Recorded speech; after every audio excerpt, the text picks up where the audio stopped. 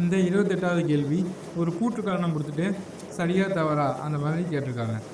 கூற்று: ஒரு அணில் மரத்தில் ஏறியது. காரணம் கொடுத்துட்டு உயிர் எழுத்துகளில் தொடங்கும் சொற்களுக்கு முன்னர் ஓர் பயன்படுத்த வேண்டும். ஆமாம், இது ஒரு வகையான கான்செப்ட் தான். அதாவது உயிர் எழுத்துக்கு முன்னாடி, அதாவது ஒரு 2 வார்த்தை இருக்குது.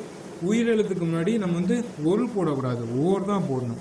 உயிர்மை எழுத்துக்கு முன்னாடி தான் ஒரு போடணும். அப்போ இதுக்கான ஆன்சர் பார்த்தோம்னா கூற்று தவறு, காரணம் சரி.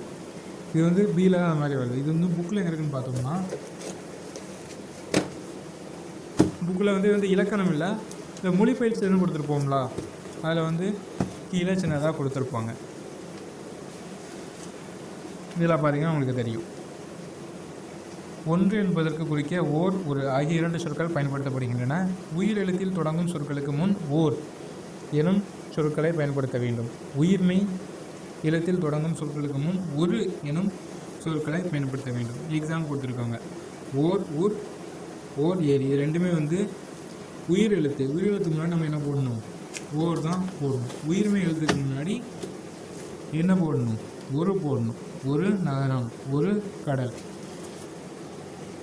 இதே மாதிரி இன்னும் அது நம்ம எப்படி உயிரெழுத்து முன்னாடி ஓர் போடுதோமோ அதே மாதிரி உயிரெழுத்து முன்னாடி அதுன்னு போடக்கூடாது, அதுன்னு தான் போடணும்.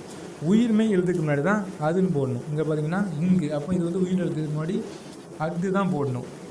நன்றாக அப்படின்னா இது ஒரு உயிர்மெய் எழுத்துக்கு முன்னாடி அது தான் போடணும். இதுதான் கொடுத்துருக்காங்க. ஒரு அது.